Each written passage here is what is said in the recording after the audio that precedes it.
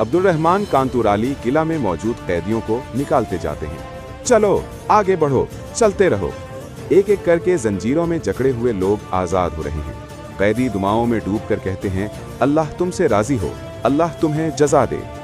किला के अंदर कुछ सिपाही अब भी आखिरी झड़पों में मसरूफ हैं, बाकी रह जाने वालों को गिरा रहे हैं। इधर दो मंगोल सिपाही जान बचाकर भाग निकलते हैं। एक काई सिपाही उन्हें देखकर पुकार उठता है, हाँ भागो, तुम सबका अंजाम यही था। तमाम मंगोलों के खत्म होने के बाद सिपाही एक जगह जमा होते हैं। कांतुराली जोश से तलवारें बुलंद करके गरजता है, जो कुछ भी है काई का है और काई के पास ही रहेगा। उसकी कहकहा बाज गश्त बनकर दीवारों से टकराता है। बोरान आगे बढ़कर कहता है, सबसे पहले ये गंदे परचम उतार फेंकेंगे। अब्दुल रहमान सख्त लहजे में जवाब देता है, सिर्फ उतार देना काफी नहीं, पूरे किले को ऊपर से नीचे तक पाक करना होगा। इनकी गंदगी की बदबू हर तरफ फैल चुकी है। इसी वक्त सिपाही दो मंगोलों को पकड़ कर लाते हैं। ये दोनों भागते हुए मेरे हाथ आए। तमरुल हुक्म देता है, इन्हें खत्म कर दो। अब्दुल रहमान बुलंद आवाज में रोकता है, रुक जाओ, ये अपने मालिक को खबर पहुंचाएंगे। वो मंगोलों के सामने खड़ा होकर सख्त लहजे में कहता है, तुम तैमूरताश के पास जाओगे और उसे बताओगे काई अपने साथ की गई ज्यादती नहीं भूलता। जाओ, निकल जाओ। मंगोल खौफ से कांपते हैं। बालाबान हंसते हुए तीर चढ़ाता है, मेरे तीर की आहट सुन रहे हो? देखो, तुम्हारे पीछे ही आ रहा है। मंगोल चीख कर भाग निकलते हैं। सिपाही हंसते हैं। एक कहता है, तैमूरताश को जब हकीकत मालूम होगी होश खो बैठेगा। बालाबान कहता है, हमें क्या, चलें अपनी फतह का जश्न मनाएं। सब सिपाही जोर से नारा लगाते हैं, अल्लाहु अकबर, अल्लाहु अकबर। दूसरी तरफ औरहान महलून खातून का हाथ चूमता है। महलून खातून प्यार से कहती हैं, मुबारक हो मेरे औरहान। औरहान धीमी आवाज में जवाब देता है, मेरे लिए दुआ करती रहें माँ। महलून खातून मोहब्बत भरी शान से कहती हैं, अगर आज हमें एक फतह के बाद दूसरी फतह नसीब हुई है तो ये सब तुम्हारे भाईचारे का समर है।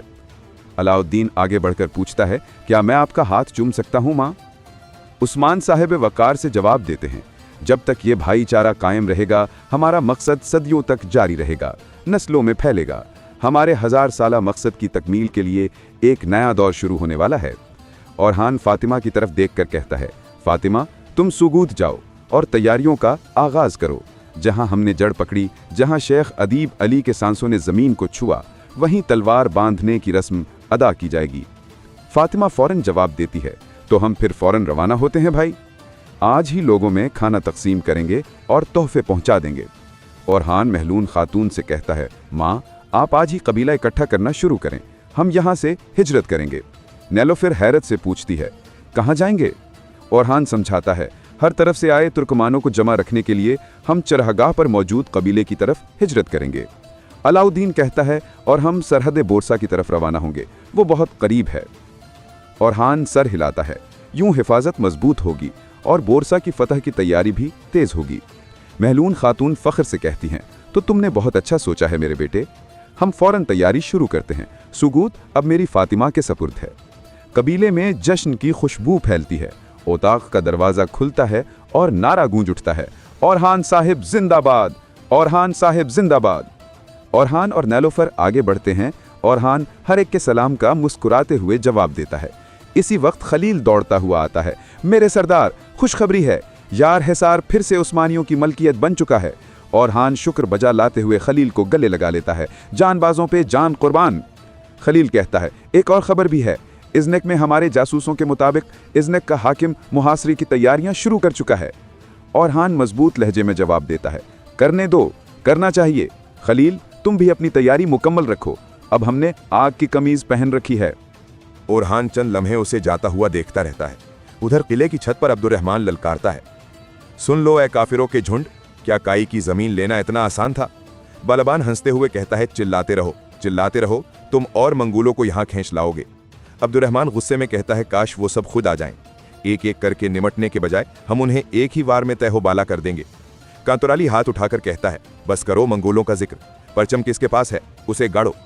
फिर वो बुलंद लहजे में कहता है, जिन्होंने अब्दुल रहमान की आवाज़ नहीं सुनी उन्हें भी मालूम हो जाए, उन्हें दिखा दो कि यार हिसार काई की मिल्कियत है। अब्दुल रहमान गहरे एहतराम से कहता है, मैं हमेशा उसे अपने साथ रखता हूँ। वो परचम को निकालता है, एक लम्हे को देखता है, फिर अदब से चूमकर आंखों से लगाता है।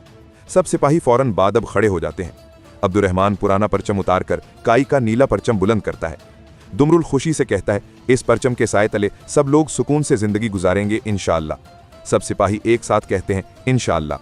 अजीम परचम पूरी शान से लहराने लगता है। सब जोश से नारा बुलंद करते हैं, अल्लाहु अकबर, अल्लाहु अकबर। नदी किनारे मंजर। नीलुफर नदी के किनारे परेशान खड़ी है। पानी में हल्की सी हरकत होती है। वो पलटती है, वहां ओरहान खामोश खड़ा है। नीलुफर हैरान होकर पूछती है, ओरहान कब से यहाँ खड़े हो? ओरहान धीरे से कहता है, अगर तुम चाहो तो मैं चला जाता हूँ। नीलुफर फौरन जवाब देती है, मत जाओ। ओरहान इसके करीब आता है नरमी से, तुम्हें क्या हुआ मेरे दिल की सुल्ताना, मेरे मोती, मेरी कीमती मरजान। तुम्हारी जुल्फों की तारीकी में मेरा दिल कांप उठता है। तुम्हारी आंखें मेरे दिनों का हिलाल हैं। जब उन पर गम का साया पड़ जाए तो मेरा जहान सर्द हो जाता है। बताओ क्या हुआ है? नीलुफर हल्की सी मुस्कुराहट के साथ कहती है, मुझे कोई गम नहीं, तुम सरदार बन गए हो, ये मेरी सबसे बड़ी ख्वाहिश थी। ओरहान नरमी मगर संजीदगी से बात काट कर कहता है, नीलुफर खातून। नीलुफर जवाब देती है, ओरहान ये कोई बुरी बात नहीं है। ओरहान इसकी आंखों में देखकर कहता है, फिर बताती क्यों नहीं? नीलुफर की आंखों से आंसू बह निकलते हैं। मैं बहुत खौफजदा हूँ। ओरहान बेचैनी से करीब आता है, मेरी हसीन बीवी किस बात से खौफजदा है? नीलुफर रोते हुए आहिस्ता से कहती है, मैं हामिला हूँ। एक लम्हे के लिए हवा जैसे रोशनी बनकर ठहर जाती है। ओरहान की आंखें खुशी से भर उठती हैं। वो नीलुफर को बाहों में ले लेता है।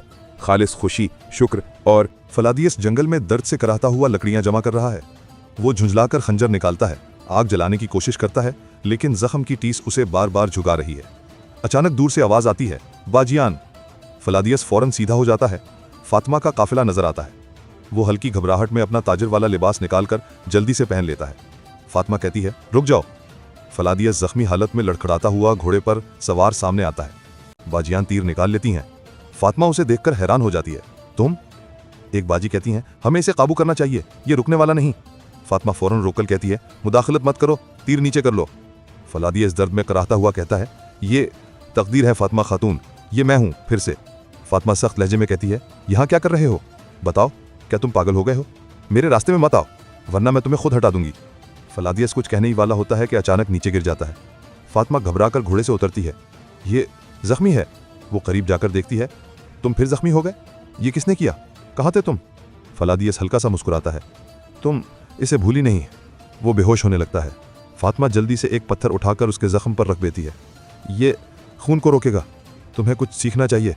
अपनी बेबाकी की वजह से तुम बार बार जख्मी होते रहोगे। फलादियस पूरी तरह बेहोश हो जाता है। फातिमा हुक्म देती है, सिपाहियों, ये जख्मी है, बेहोश हो गया है, इसे फौरन सोगोत ले जाओ शफा खाने में, जल्दी करो। सिपाही फलादियस को उठाकर ले जाते हैं। फातिमा परेशानी से कहती है, ये हमारे हाथों मरना नहीं चाहिए।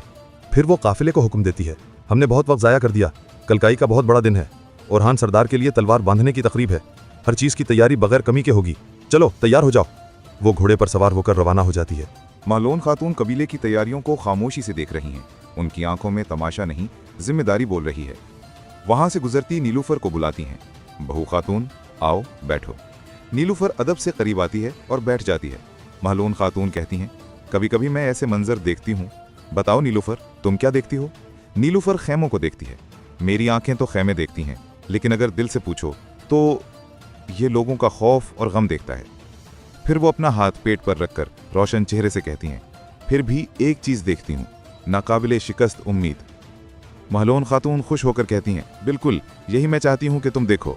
अगर आंखों से देखो तो हुजूम नजर आएगा, और अगर दिल से देखो तो कौम नजर आएगी। वो आगे कहती हैं, आज तुम्हारी हुकूमत का आगाज है नीलुफर खातून। मेरा बेटा ओरहान अपने बाप की निशस्त पर बैठेगा और तुम काई की माँ बनोगी। अब तुम सिर्फ दुल्हन नहीं, रियासत का चेहरा हो, कबीले की लड़कियों की रहनुमा हो और अपने शोहर का बोझ बांटने वाली भी। नीलुफर अदब से कहती है, शुक्रिया महलोन खातून, जब तक मैं सांस लूंगी ओरहान का साथ दूंगी। महलोन खातून फखर से कहती हैं, मैं जानती हूँ, लेकिन ये भी जान लो, अमारत एक आग है, इसके शोले भी हैं, इसके इम्तिहान भी। इस राह पर सिर्फ मोहब्बत काफ़ी नहीं, वक़ार, ताकत और सब्र से चलना होगा। मेरा गुस्सा तुम्हें तोड़ने के लिए नहीं था, तुम्हें इस रियासत के इम्तिहान के लिए तैयार करने के लिए था। वो मुस्कुराकर उनका हाथ थामती है, चूमती है। अल्लाह मुझे शर्मिंदा ना करे माँ। महलोन खातून आंखें नम करके कहती हैं, बेटी मैं हमेशा तुम्हारे रास्ते की साथी हूँ, तुम्हारी जिम्मेदारियों में तुम्हारा सहारा बनूंगी। नीलुफर नरमी से कहती है, हम माएँ दूसरों की जिंदगियों के लिए मौजूद होती हैं। वो अपना हाथ महलून के हाथ पर रखती है, फिर अपने पेट पर रखकर कहती है, मैं अब अपने अंदर एक ख्वाहिश रख रही हूँ। जैसे जैसे मैं इसे ताकत देती रहूंगी, वैसे वैसे इन लोगों को भी ताकत बख्शूंगी जो आपने मुझे अमानत में सौंपे हैं। हमारी ख्वाहिश रियासत की ख्वाहिश के साथ एक होगी इंशाअल्लाह। महलून खातून खुशी से अपनी अंगूठी उतारकर नीलूफर को पहना देती हैं। ये मेरी तरफ से अमानत है ताकि तुम्हें हमेशा याद रहे कि तुम कौन सा बोझ उठा रही हो और ये रियासत तुम पर कितना भरोसा करती है। नीलूफर उनका हाथ चूमती है। दोनों खामोशी से सामने का मंजर देखती हैं, गोया मुस्तकबिल के दरवाजे उनके सामने खुल रहे हों।